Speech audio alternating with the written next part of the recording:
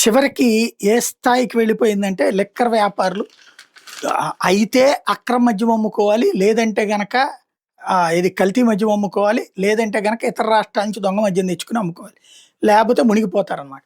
ఆ మధ్యన 2, 3 ఊళ్ళల్లో మద్యం వ్యాపారులు మాకే లాభం లేకపోగా మా మీదే ఒత్తిళ్ళేంటని తాళాలిచ్చేసినయి జూసాం.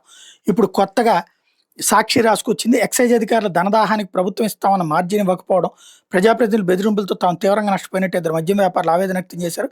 ఇందులో ఒకరు మద్యం దుకాణం మూసేయగా మరొక ప్రభుత్వం ఆదుకోపోతే ఆత్మహత్య శరణంగా ఉందని పేర్కొన్నారు. నంద్యాల జిల్లా బేతంచెర్లోని కాకతీయ మద్యం దుకాణం యజమాని టీడీపీ నాయకుడు ఉన్నం చంద్రశేఖర్, బేతంచెర్లోను, కర్నూలు జిల్లా నందవరంలోని మంజు వైన్ షాప్ యజమాని మాచాని వెంకటేశ్వర్లు ఎమ్మిగినూరులోను గురువారం విలేకరుల సమావేశాలు ఏర్పాటు చేసి తమ ఆవేదన తెలిపారు.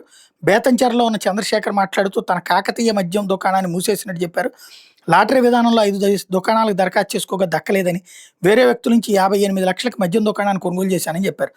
డోన్ ఎక్సైసీఐ వరలక్ష్మికి విడతల వారీగా 15 లక్షల వరకు ఇచ్చామన్నారు. ఆగస్టులో బార్కు తప్పనిసరిగా దరఖాస్తు చేయాలని గొంతుపైన కత్తిపెట్టి ఎక్సైసీఐ వరలక్ష్మి మరో అధికారి రాముడు బెదిరించడం దరఖాస్తు చేశానన్నారు. ఇప్పటి వరకు 20 లక్షలు నష్టపోయానని చెప్పారు. ఎక్సైజ్ అధికారులకు లంచాలు ఇవ్వలేక దుకాణం మూసేసినట్టు చెప్పారు.